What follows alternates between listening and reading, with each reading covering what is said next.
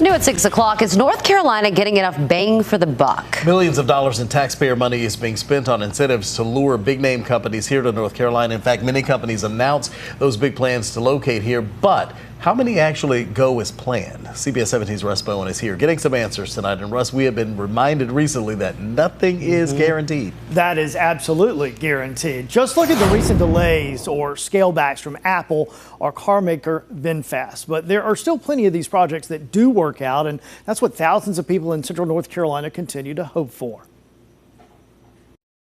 You bound that soda, and then you separated it out. When you did the 90% alcohol, you got your blue number 1 out. It's rare that anything is a complete guarantee. However, finding a good paying job, or a career for that matter, in biopharma comes pretty close. Just a very lucrative industry. A lot of my family members work in pharma, and I have a burning passion for it. So why not get some knowledge to go with that passion? Justin Bethay and his fellow students at Wake Tech are training for specific skills that the local biopharmacy industry says it needs. As she finishes up her training, Kiera Elder already has a job lined up at Merck. I've always been interested in the biotech field, just like what they come up with, like vaccines, things like that, helping others and making a difference in the world. Ribbon cutting, shovel ceremonies, announcements from the governor, visits from the president. They come with promises of employment, taxpayer benefit, and deals to get these companies to choose North Carolina for expansion or as their next home.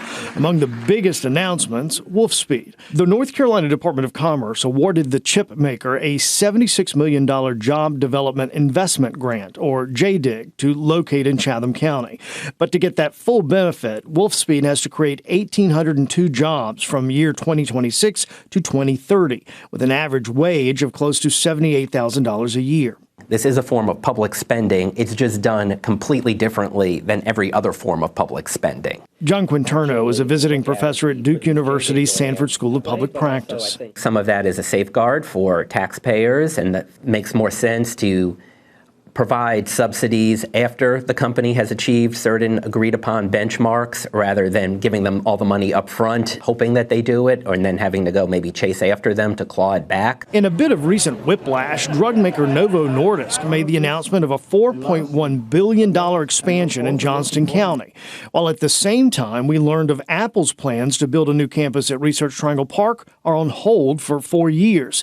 Little has changed at the Apple site since the announcement 3 years ago. According to the latest figures, between 2003 and 2023, out of 406 JDIG projects, 183 did not come to fruition. That's around 45%. And there's always the ever-present variable that fluctuates, which is called the economy. Whether the economy is up or down can matter. Trends in technology, technology that may seem very promising at this point in time may not pan out 10 years later. You know, they're projecting out over a 30 to 40 year period, and who knows what the state of the world will be in 30 to 40 years, or even the state of that industry. Other than searching for things like building permits or the yearly data report released by the Department of Commerce, it's difficult for the public, including the media, to actually know where a project stands at any given moment. And that was the case this year with Vietnamese EV automaker VinFast, as we learned of its intent to decrease the size of their planned Chatham County plant. As you can see from Sky I-17's point of view, there has been little progress on the site. Once they agree to take public subsidy, which is what they're doing in these cases, I personally think they probably have some more transparency expectations that should be put around them. When you do see progress, like the site for jet manufacturer Boom Supersonic in Greensboro, it does make people look at a brighter economic future. The same goes for the Fujifilm Diasynth location in Holly Springs. I do have a lot of mental notes in the back of my mind, so whenever I start applying, Fujifilm will get application, and Nova, everyone, honestly. Kevin Benjamin works in a pharmaceutical warehouse after moving from South Carolina to train at Wake Tech to work in a biopharm lab. With all these companies investing, the pay is going up. So I look at that as a great opportunity to get in pharmaceuticals. And people do watch for the progress these companies are making. Yes, I do pay attention to that. I think it's great that they're expanding and that some do choose to decrease their footprint, but I think it's better that they are expanding because it will give people more jobs and the opportunity to start a new career. And certainly best of luck to that whole class. It's also important to point out that of the 406 JDIG projects over 2 decades, 181 are still active. So that means companies are still working to achieve the requirements. And that includes most of the big projects I just mentioned, guys.